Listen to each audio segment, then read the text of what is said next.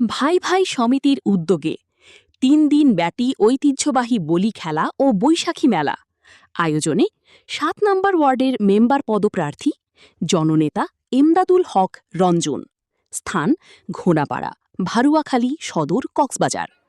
উক্ত বলি খেলা ও বৈশাখী মেলায় দূর দূরান্ত থেকে আগত সকল বলি, অতিথি ও দর্শনার্থীদের জানাই আন্তরিক শুভেচ্ছা ও স্বাগতম। আসুন সবাই মিলে উপভোগ করি গ্রাম বাংলার ঐতিহ্যবাহী বলি খেলা ও প্রাণবন্ত বৈশাখী মেলা।